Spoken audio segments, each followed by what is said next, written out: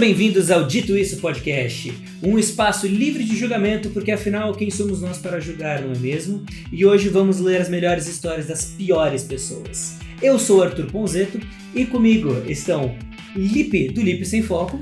Galera, queria dizer que eu venho hoje testemunhar o milagre que foi o Arthur ter lembrado de se apresentar. Que é mais importante apresentar as minhas visitas. Ah, você é lindo. Visitas, gente. Vocês acham que vocês são permanentes em alguma coisa nessa vida? Que isso? Olha disso, a minha ele. Vamos ter uma discussão aqui agora sobre isso, por favor? Tis, vamos falar com o advogado sobre o CNPJ? Nossa, vamos, por favor, porque esses sócios aqui tá complicado. Esses do plural? Não, esse sócio tá complicado, desculpa, Absurdo. Lipe. E comigo, Tis, da agência 335. Oi, pessoal, tudo bom? Perfeito. Posso começar? Pode começar. Bom, isso na verdade é ótimo, vocês trouxeram essa discussão, porque relacionamentos como uma empresa, uma agência, é um relacionamento. E eu acho que não existe um relacionamento que você coloca mais o governo junto contigo do que um casamento, não é mesmo? Ok. E é o assunto que a gente vai ter hoje, que é 2 histórias sobre casamento. Uma sobre pessoas casadas e uma sobre pessoas que vão casar. Bom demais. Que estão no planejamento do casamento. Ou seja, caótico, caos, gritaria. Exato. Eu já passei por um casamento, eu sou casado no caso, e o nosso objetivo era ser um noivado rápido, e aí a pandemia decidiu que a nossa festa de casamento ia durar 3 anos depois. Então assim, organizar casamento é terrível, mas o episódio de hoje não vai ser sobre organizar casamento, porque isso é um episódio à parte que eu estou muito animado pra fazer. Ok. Nossa, a gente com certeza pode fazer um especial organizando o casamento, que é pra deixar todo mundo desesperado. Não, eu estou preparado pra esse episódio, eu só tô esperando você noivale. Meu Deus, Arthur, você tá colocando uma... Nossa, eu tô vendo a pessoa que Por que favor, começou... noive logo, Não, porque eu quero ir num Eu casamento. de fato quero noivar logo, mas eu tô imaginando a pessoa que começou a ouvir o Dito Isso em novembro de 2025, falando, lá, não tá noiva ainda. Não, calma. Eu tô muito animado, eu quero muito. Navegante de novembro de 2025, calma. Se tudo der certo, eu já estou noivo. Até novembro, gente, tem muito tempo. Opa, coisa boa. Eu tô muito animado pra todos os episódios que tem alguém comentando E o Lipe episódio já novo noivou? e o Lipe continua não botou o anel ainda. Exato. Eu meio que você falar continua solteiro, só que você lembrou que eu não tô solteiro há muito tempo. Não, é verdade, isso é verdade. Vamos lá, então. Essa primeira história vem do Relationship Advice, então é dicas de relacionamento, e o nome dele é A família do meu marido continua se referindo a mim como melhor amiga dele. Vixe. O que isso significa? Ok, isso significa que eles não aceitam você como noiva. Próximo.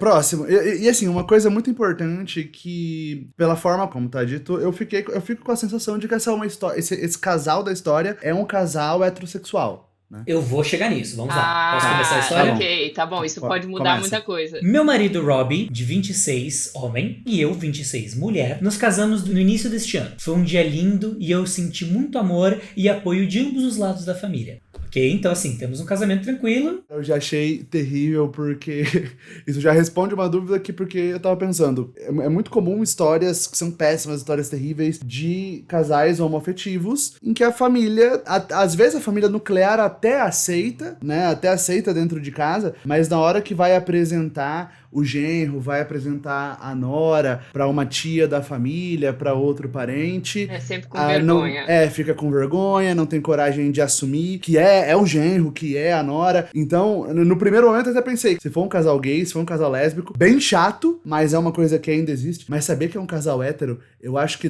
já dá de cara um nível de tensão a mais. Eita. Um nível de eita. Exato, vamos lá. 2 meses depois do nosso casamento, comemoramos meu aniversário na casa dos meus sogros. Não foi nada demais, apenas um jantar e uma noite juntos. O meu marido, a mãe dele, de 50 e pouco, e o pai dele de 50 e pouco também. E a irmã, de 22. Foi nessa noite que eu percebi, pela primeira vez, que eles se referiam a mim como a melhor amiga do Robbie. Depois do jantar de aniversário, estávamos todos sentados juntos na sala de estar, apenas conversando e tomando uns drinks. Foi quando a minha cunhada recebeu uma ligação de uma amiga próxima. Quando atendeu o telefone e a amiga perguntou o que ela estava fazendo, ela respondeu: era o aniversário da melhor amiga do irmão dela. Eu nunca tinha ouvido ninguém se referir a mim como a melhor amiga do do Robbie. Eu sou esposa dele, e antes disso fomos noivos por mais de 2 anos. Ouvir a minha cunhada se referir a mim assim me confundiu bastante. Eu sempre me refiro a ela como minha cunhada, e esperaria que ela fizesse o mesmo. Ou talvez me chamasse de esposa do Robbie, mas com certeza não de melhor amiga. Depois que ela desligou, perguntei por que ela me chamou daquele jeito. Ela não pareceu nem um pouco constrangida, apenas disse: ué, vocês são melhores amigos. E é assim que mamãe e o papai te chamam, se referindo a minha sogra e meu sogro. Minha cunhada e eu não somos exatamente muito próximas, mas somos cordiais uma com a outra e nunca brigamos. Não saímos juntas fora dos eventos familiares porque nossas personalidades são bem diferentes. Ela nunca deu a entender que estava irritada ou chateada comigo. Decidi deixar pra lá naquela noite, mesmo achando estranho, mas tudo aconteceu de novo há poucos dias. Por isso estou escrevendo esse post. Minha sogra e eu trabalhamos na mesma área, com funções parecidas, mas em empresas diferentes da região. Às vezes nossas empresas colaboram quando temos clientes que mudam de uma para outra. Essa semana isso aconteceu, e eu precisei visitar o escritório da minha sogra para ajudar um cliente na transição. E ela estava lá, então passei para cumprimentá-la. Enquanto eu estava lá, ela me apresentou a um colega de trabalho. E mais uma vez fiquei perplexa com a forma que ela fez isso. Ela disse: essa é a melhor amiga do meu filho, enquanto eu apertava a mão do colega. Fiquei paralisada e disse meio sem graça: eu sou esposa dele. O colega ficou com uma expressão confusa, minha sogra continuou sorrindo e não comentou nada. Quando ficamos a sós, perguntei por que ela me apresentou daquela forma. Assim, como minha cunhada, ela não achou estranho e respondeu a mesma coisa: ué, vocês são melhores amigos. Eles contaram que casaram, gente? Eles estavam no casamento. Isso tá parecendo um caso de gaslighting em massa, né? Parece que todo mundo combinou. A única explicação que eu consigo pensar é que, nos meus votos pro Robbie, eu prometi continuar sendo a melhor amiga dele. Ninguém achou isso estranho ou especial.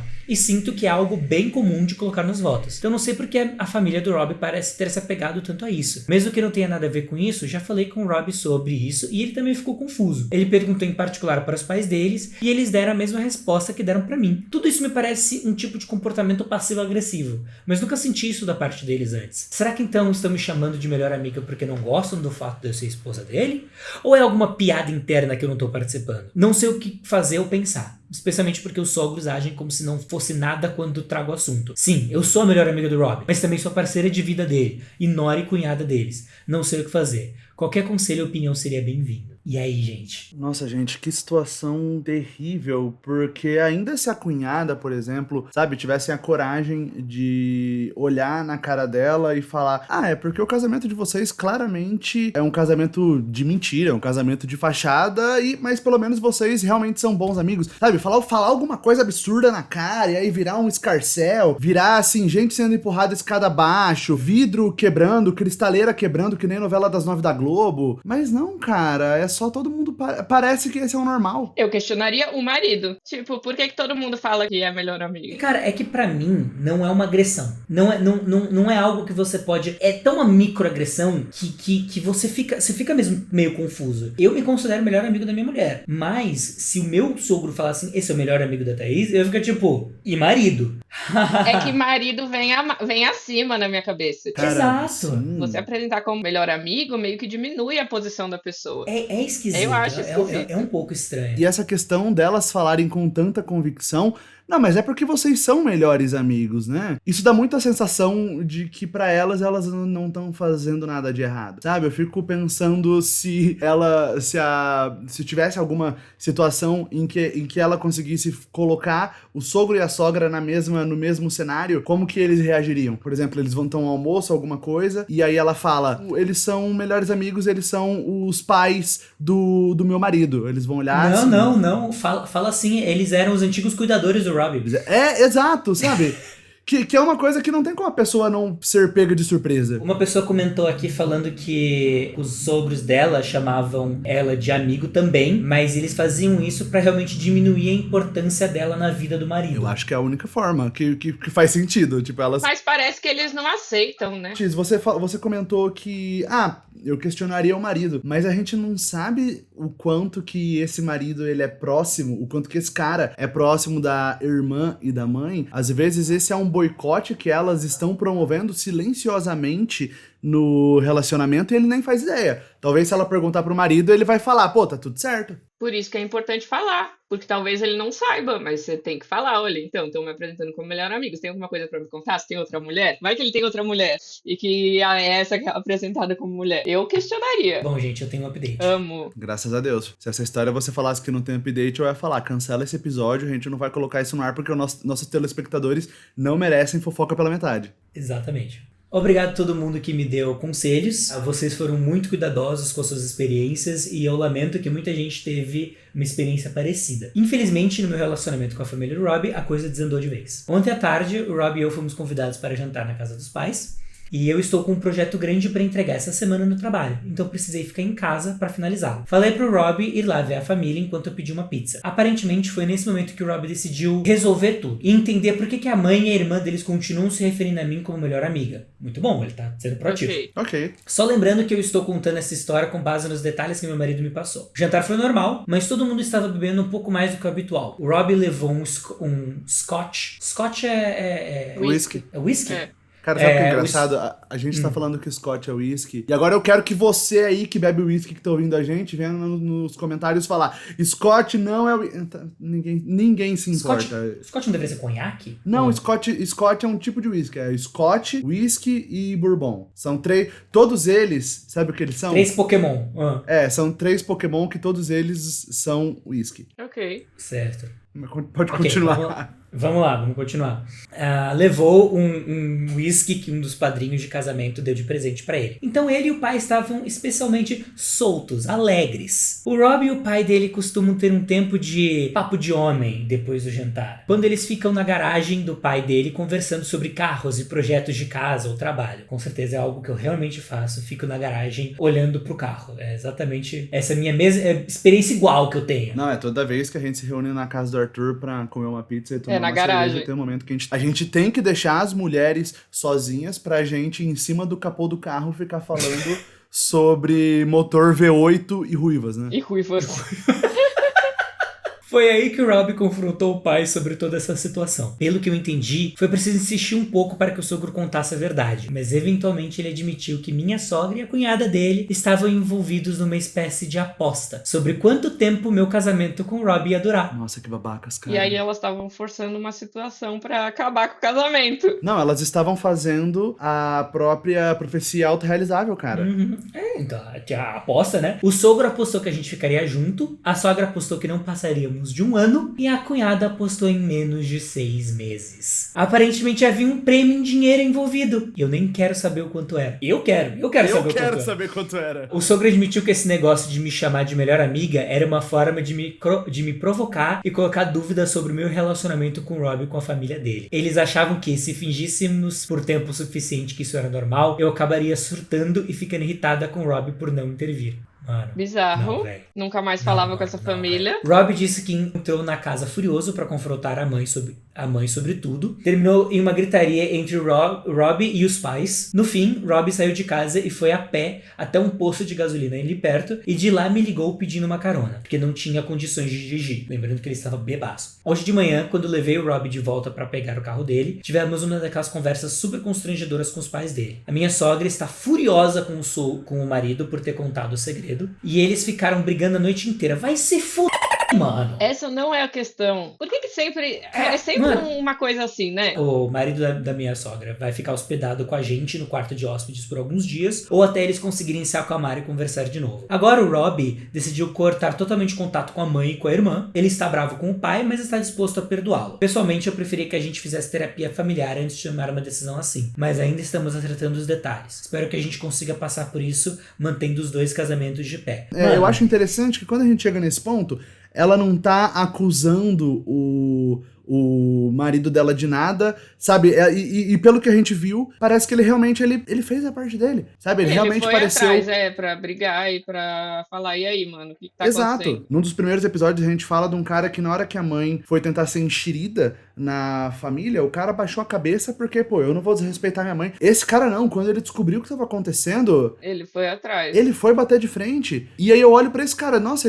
ele é o primeiro bom marido que aparece nesse podcast, gente? Eu acho que sim. Mas aí eu acho muito complicado, porque uma coisa que é muito difícil, cara, é muito complicado de casamento, é que um bom casamento envolve automaticamente um bom relacionamento com a família. No mínimo com a família nuclear, cara. Eu acho muito difícil um casamento conseguir ser longevo. O casal pode se amar, sabe? Os dois podem, nossa senhora, ser o maior amor da vida um do outro. Só que se, por exemplo, a mãe ou o pai ou a irmã tem um problema muito grande com a outra parte, cara, é muito difícil esse casamento sobreviver, porque fica insustentável, por mais que o casal queira fazer dar certo, fica insustentável uma hora, cara. Olha, eu não sei se eu concordo muito com isso. No sentido de, eu acho que se você está bem com a família do seu parceiro, com certeza ajuda, com certeza é muito mais fácil. Não tô falando que se você não tem um relacionamento bom com eles, vai ser tranquilo, vai ser uma convivência muito mais difícil. Se o seu parceiro tem uma relação boa com os pais, e você não tem,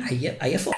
Mas, por exemplo, nesse caso aqui que a gente tá vendo, claro, tipo, o marido decidiu cortar contato com a mãe e com a irmã. Não, porque assim, beleza. as duas são psicopatas, são loucas. Tipo, eu não consigo conceber a falta de empatia que esses seres humanos têm. Uma coisa é você não acreditar no relacionamento do seu irmão ou do seu filho, e você falar, olha, sinceramente, entre a gente, eu não acho que eles duram um ano. Você pode fazer isso. Você pode fazer isso porque o ser humano, quando ninguém tá vendo, é ruim. Quando só tem duas pessoas conversando, é ruim. Aquela coisa de quando só tem duas pessoas no ambiente, a partir de duas pessoas, Deus está presente. Cara, eu não sei o quão fofoca já era uma coisa que existia no mundo quando essa frase foi cunhada. Porque eu não sei o quão Deus está presente quando só tá duas pessoas entre quatro paredes, não, cara. Deus tá esquentando o chá, filho. Deus tá chegando com o chá, as pessoas estão sendo ruins enquanto Deus não chega. Eu acho que o que mais me pega é que elas ativamente estavam tentando quebrar o casamento. Tipo, não é que elas Eu acho que chega aí.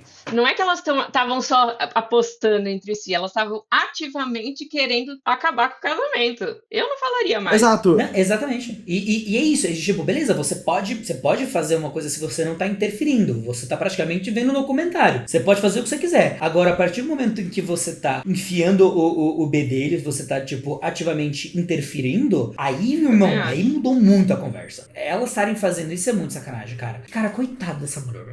Nossa, mano, coitado. Coitado desse casal. E é interessante justamente porque se esse cara... Porque pode ser que mesmo... O que é interessante? A gente sabe que ele tá num momento, assim, de rompimento, praticamente, com a irmã e com a mãe. Só que é possível que ele tivesse uma boa relação com elas antes. Isso que elas estão fazendo com o casamento ser o que tá sendo um momento de ruptura. Pode ser que até então ele tinha um bom relacionamento, daqui pra frente ele tá disposto, talvez, cortar esse laço, ou pelo menos distanciar em prol do casamento dele. O que eu acho uma coisa louvável, realmente louvável. Porque, sinceramente, elas deixaram muito fácil ele fazer isso. Não, exatamente. Elas fizeram todo o caminho pra que ele tomasse essa decisão. Vamos para a próxima história, time? Sereia o babaca. Então é antes da pessoa ser babaca. Então ele tá... Então ela já tá cogitando que tá fazendo merda. Peraí, calma, Arthur, antes de você continuar, eu quero que a gente tenha como meta responder duas perguntas, tá? No final dessa história. Eu quero responder se ele será o babaca e se ele, inclusive, já é o babaca. Porque aquela coisa, só pensar no crime não é crime. Mas dependendo do quão longe vai o seu pensamento, no mínimo você precisa ser interditado. É justo. Exatamente. Então assim, vamos descobrir. Vamos lá. Serei o babaca se eu terminar o meu noivado depois que ela demonstrou uma mudança de comportamento surpreendente após o noivado. Eu, homem, 32 anos, recentemente pedi minha namorada de 2 anos... Não, calma, pera. Sandra, 30 anos. Ah, tá. Eu fiquei preocupado, né? Eu fiquei preocupado. Eles estão namorando há 2 anos e a namorada dele, a Sandra, tem 30 anos. Então eles têm 32 e 30. Graças a Deus, um namoro com idades parecidas. Eu recentemente pedi a minha namorada de 2 anos em casamento há cerca de 1 mês e meio. E parece que no segundo em que o anel entrou no dedo dela, a atitude e o comportamento dela mudaram completamente. Ela pega o anel e fica precioso.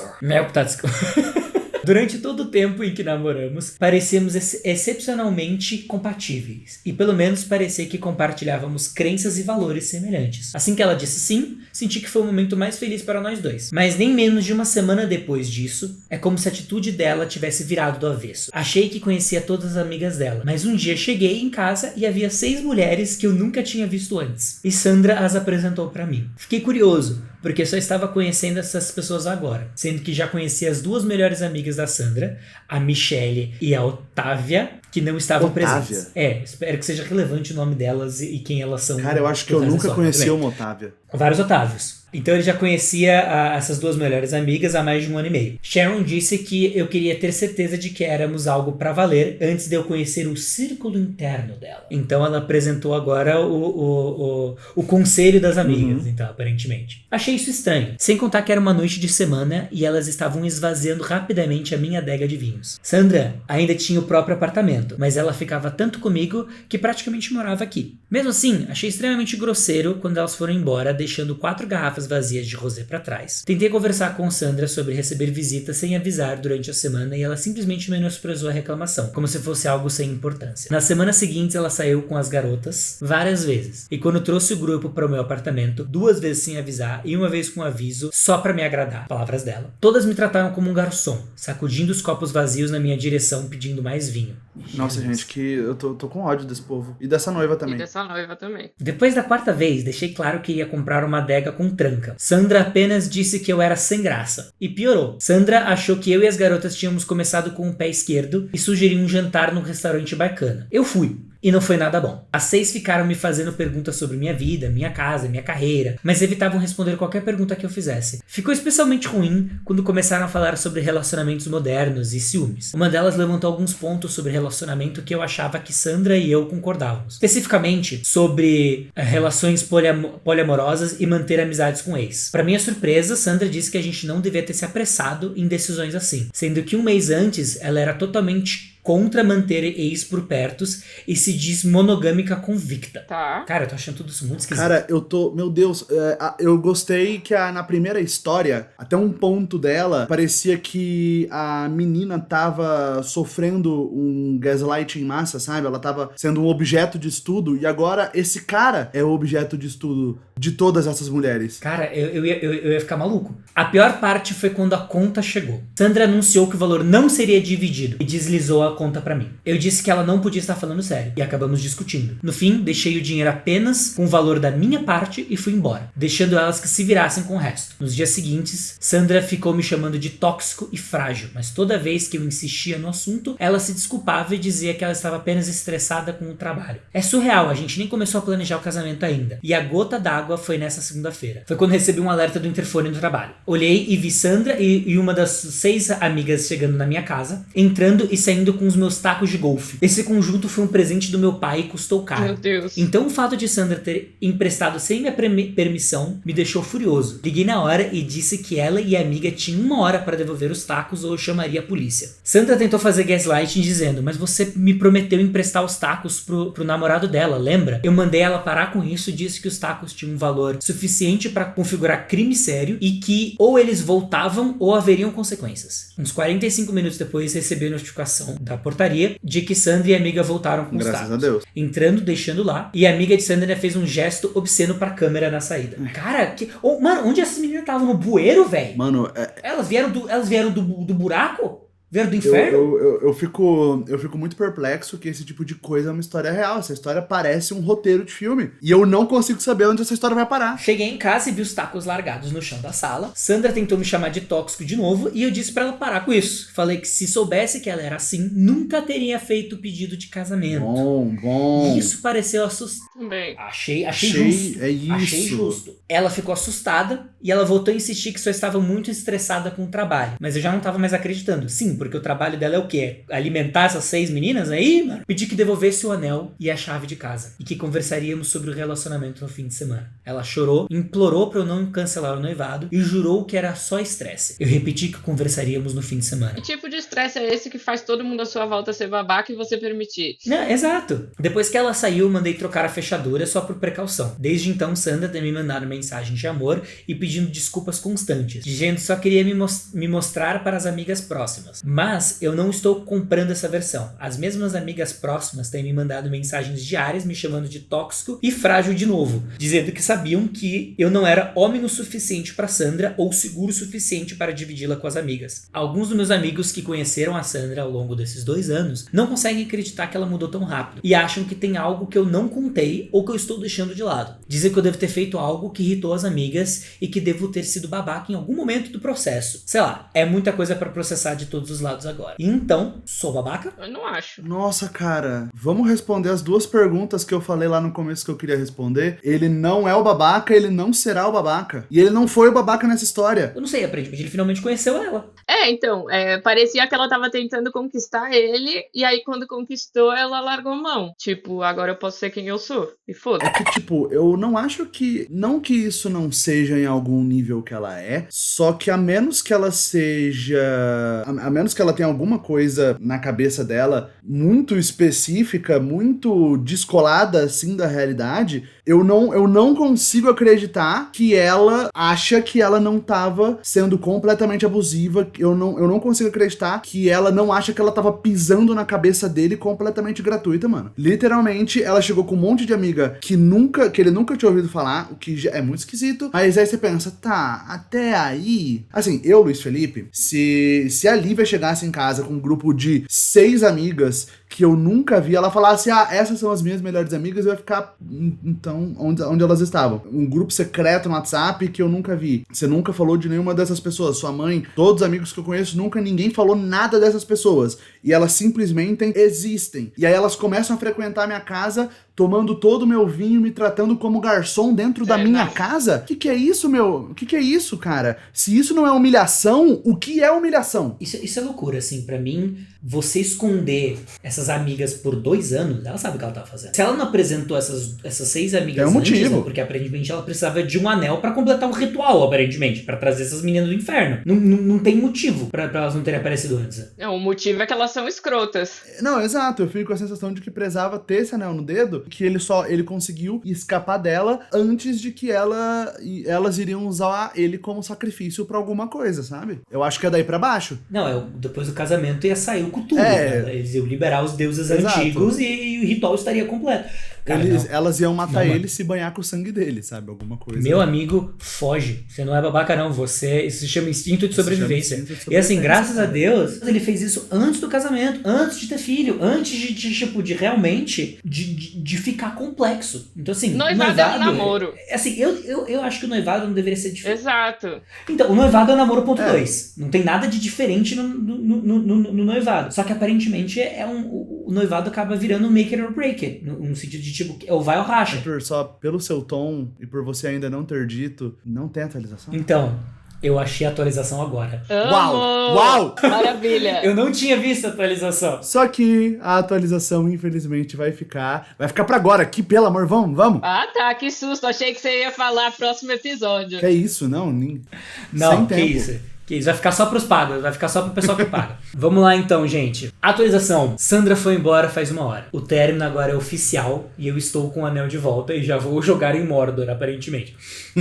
Conversei com uma das amigas dela pelo Facebook e ela disse que ela e a Otávia são primas da Sandra. Também disse que conheciam as 6, e elas conheciam as 6 e não gostavam delas. A Michelle não falou muito além disso. Eu cheguei a conhecer os pais da Sandra e os dois pareciam gostar de mim. Mas o nome da Michelle e da Otávia nunca foi mencionado por eles. Cara, que esquisito tudo isso, Que né? estranho, meu Deus, que história esquisita. Nenhuma das nossas finanças estavam interligadas ainda, mas isso estava planejado para ser esse mês, o que obviamente não vai acontecer. Meu amigo, você desviou de uma bala. Meu Deus. Convidei 3 dos nossos amigos em comum para estarem presentes quando a Sandra viesse. Ela chegou e ficou surpresa ao ver que tínhamos companhia. Eu disse que eles estavam ali pelo bem de nós 2. Sandra quis ligar para as 3 das 6 amigas para virem também e equilibrar as coisas, mas eu recusei, usando o roubo dos tacos como justificativa. Também podia justificar falando que não era um court, como é que é o nome disso? Que não era um tribunal. Você também pode justificar que não é, que você pode justificar que também não é um tribunal. Não precisa ser imparcial essa porra. Você tá tendo um relacionamento, você não tá Exato. processando a pessoa. Exato. Sandra se jogou dramaticamente no sofá e perguntou se eu realmente queria expor tudo assim. Eu fui direto e perguntei por que ela tinha mudado tanto depois do noivado e por que tinha escondido a existência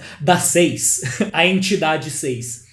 Sandra voltou a repetir que protege seu círculo íntimo até que o parceiro seja testado. Não. Eu chamei de O besteira. teste, elas. Cara, eu chamei de besteira, afinal eu conheci os pais dela, o que é mais íntimo que os próprios pais. Aparentemente os deuses antigos. Sandra tentou desconversar. Os capetas, do ciclo do inferno, cada uma. Sandra tentou desconversar, mas eu não deixei. Apontei que no último mês, as visitas das amigas custaram quase $500 em vinho. $500, Lipe. Meu Deus. Se eu fizer as contas erradas, que nem eu fiz no último vídeo, dá mais ou menos R$25 mil. Cara, não, mano, eu acho que você errou e é pelo menos... Deve 50 ser pelo mil menos reais, uns né? 50. E ela nem sequer tentou me ressarcir. Também mencionei o jantar de 8 pessoas que ela me empurrou pra pagar sem sequer me consultar. Ela disse de novo que só queria mostrar que como eu era um cara incrível e que claramente me avaliou mal e estava decepcionada com a minha postura. Porra, ela achou que ela tava namorando com quem? Com o Nubank? Nossa senhora, não é possível. O nome dele é Jefferson Exato. Itaú? O que... O nome dele é Paulo Agiota? Você que é agiota. Desculpa aí. Vocês querem jogar um vídeo falando mal de agiota? Não vamos fazer isso, não? Você que é agiota, máximo respeito. Perguntei então sobre os tacos de golfe. Ela tentou fazer um gaslighting de novo com: você falou que podia, lembra? E eu insisti que era mentira. Um dos meus amigos interveio. Ele sabia que os tacos tinham sido presente do meu pai e que eu era super protetor com eles. Ele também chamou de mentira. E foi aí que Sandra voltou a atenção pros meus amigos Mike e John, dizendo: ele não tá ficando meio esquecido ultimamente? Não lembram quando ele esqueceu aquela vez um compromisso? Ninguém caiu nessa. Aquela vez, um compromisso, como se ninguém fizesse isso, né? Eu finalmente disse que não era mais uma questão de adiar o casamento ou cancelar o noivado. O relacionamento todo iria acabar se ela não começasse a ser sincera comigo. Sandra fez um suspiro bem dramático, tirou o anel e deixou em cima da mesinha de centro. Levantou e disse: você nunca vai encontrar alguém tão boa quanto eu. Típica frase de pessoa tóxica. E que era pra eu mandar as coisas dela pro apartamento. Ela saiu e os meus amigos ficaram completamente pasmos. Tudo que eu consegui dizer foi: agora vocês acreditam em mim? A gente pediu uma pizza e estamos esperando ela chegar. Bom demais. Eu estou completamente confuso e chocado com a atitude de Sandra. Tenho certeza de que um coração partido vai vir em breve, mas por enquanto eu só estou meio anestesiado. E acabou. Uau. Eu vou falar. Eu não sei o que falar. Relacionamentos que mudam da noite pro dia acontecem. É Mas bizarro. é bizarro. Já vivi relacionamentos assim, que do nada você tá com um ser humano e aí você acorda do seu lado tem um goblin. Isso acontece. Mas, cara, o que é engraçado só que realmente foi isso. Ela recebeu um anel, ela fez uns pentagrama no chão, tirou 6 seres humanos, 6 seres infernais e começou a jogar jogos vorazes com o moleque, mano. Cara, eu fico realmente chocado que é só isso mesmo. Ser só isso mesmo não é satisfatório bastante pro meu cérebro. Eu fico muito... Meu Deus, cara, como é possível que seja só isso mesmo? Muito querendo entender, né? Porque eu penso, não é possível, cara. Não é possível que ela não percebe tudo que ela tava fazendo ao ponto dela jogar na cara e falar que você nunca vai arrumar alguém melhor. Não é possível, cara. Não é possível que ela só tava sendo abusiva sem perceber. Arthur, é muito pouco satisfatório ele não ter atropelado o ursinho de pelúcia dela com carros há 10 anos atrás, e ele nunca ficou sabendo disso, e agora ela veio... Agora ela veio cobrar, sabe? Não, é só simplesmente Meu Deus. uma pessoa horrível. Mas pelo menos ele conseguiu resolver isso antes. Mas é isso, gente. Essas são as minhas histórias de hoje. E aí, o que vocês acharam pior? Essa mulher ou a sogra e a irmã da história passada? Putz, Acho justo. acho que a sogra e a irmã. Não, cara, eu acho justo. Eu acho justo a sogra e a irmã, Depende. porque já são casados. É um pouco mais tenso. Não, então, esse esse Elas é o estavam ponto. ativamente tentando fazer a separação ali.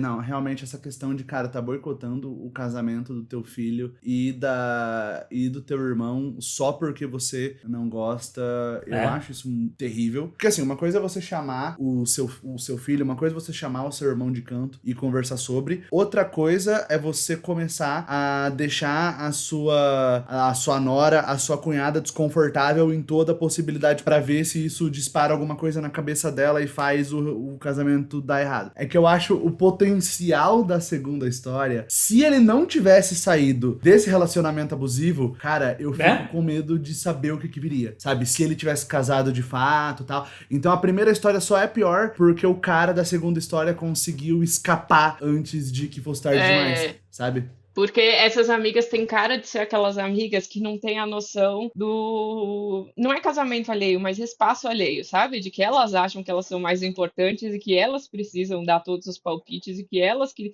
determinam se eles terminam ou não. Tipo, tem Aham. essa vibe assim, meio filme, sabe? Tem muito uma vibe de filme, cara. Muita Tem cara de muito. tipo. Meninas A gente vai malvadas. fazer uma viagem pra Cabo. E é isso, só as meninas. E aí na viagem, tipo, mano, você devia trair seu marido. Ele não Exato. pagou pra gente esse jantar. Ele não pagou, sabe o que você deveria fazer? Você deveria procurar um amante. Vamos achar um amante pra você? E aí vão todas elas juntas procurar. Sabe? Tem cara desse grupinho tóxico que vai só trazer pilhada. Total. Eu tô chocado, eu achei interessante que além da questão de gaslighting que aconteceu, nesse episódio você também teve uma coisa que foi trazer 2 homens que não fizeram nada de errado. Que pela média universal desse podcast, basicamente antes era assim, sempre suspeite do homem, aí agora virou Ah, não. Lipe, não se acostume. Não se acostume. sempre suspeite do... Não se acostume, não, exato. Não vou me acostumar, mas é que a média universal deixou de ser de sempre suspeite para um homem para sempre suspeite do homem, porém, de vez em quando, raramente tem um ali. Mas suspeite. Sempre o pé atrás. Exato, É. na dúvida, né? Na dúvida, suspeite. Gente, muito obrigado por mais um episódio. E eu vejo vocês semana que vem. Até semana que vem. Um beijo e um queijo. Um queijo, um beijo. Tchau!